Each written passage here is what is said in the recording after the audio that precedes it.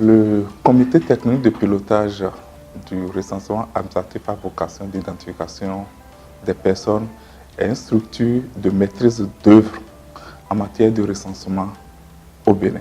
C'est pour cela que le gouvernement, dans l'un de ses objectifs, vient de lui assigner une tâche fondamentale, celle de recenser les artisans sur le plan national au fin de leur doter d'un registre biométrique de métier et des cartes biométriques en tant que carte professionnelle.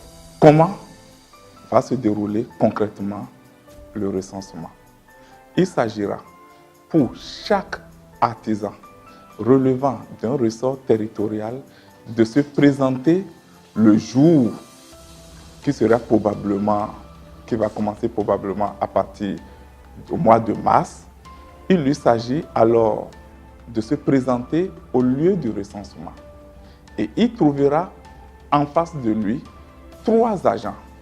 Un relais artisan qui sera chargé d'aider l'équipe du recensement à l'identifier grâce à ces pièces qui peut être un diplôme, qui peut être son acte de naissance ou tout autre acte pouvant aider le relais artisan à le cerner en tant qu'artisan dans le milieu. Après le relais artisan, l'artisan concerné passera maintenant au niveau de l'agent formulaire. L'agent formulaire qui se chargera de lui administrer sur la base d'un formulaire un questionnaire. Et puis, après cette étape de formulaire, il passera maintenant au niveau de l'opérateur KIT qui, à l'aide d'une tablette, va lui administrer les mêmes questionnaires et prendre les données physiologiques de l'artisan. Il s'agit des empreintes et sa photo. Ça serait à la fin de ce processus, il lui sera délivré un récépissé qui montrera que cet artisan vient d'accomplir une tâche essentielle, celle qui a consisté à se faire enrôler dans cette base et figurera certainement sur le répertoire des artisans au Bénin. Et ceci mettra fin à son processus d'enrôlement. Pour aboutir aux objectifs d'identification avec certitude, il est demandé à chaque artisan de se munir de son récépissé qui lui a été délivré pendant les opérations du RAVIP, le récépissé RAVIP. Au cas où l'artisan soit perdrait ce récépissé ou bien ne s'étant pas fait enrôler au RAVIP, les dispositions sont prises pour que, avant qu'il ne soit procédé à l'enrôlement proprement dit dans le cadre du recensement artisan, qu'il lui soit effectué d'abord l'enrôlement au RAVIP en vue de lui doter d'un numéro personnel d'identification. Pour me synthétiser, il s'agira alors de prendre en compte aussi bien les artisans qui s'étaient fait enrôler au RAVIP grâce à leur récépissé RAVIP ou bien ceux qui, pour une raison ou une autre, n'ont pas pu se faire enrôler au RAVIP. C'est l'occasion pour eux de pouvoir le faire et ils obtiendraient, séance tenante, leur numéro personnel d'identification qui leur permettra de se faire enrôler maintenant à l'enrôlement relatif au recensement national artisan. Cette équipe d'enrôlement a été constituée pour accroître les chances de succès de l'opération. C'est à dessein que nous avons mis un relais artisan qui est une personne issue de la communauté des artisans.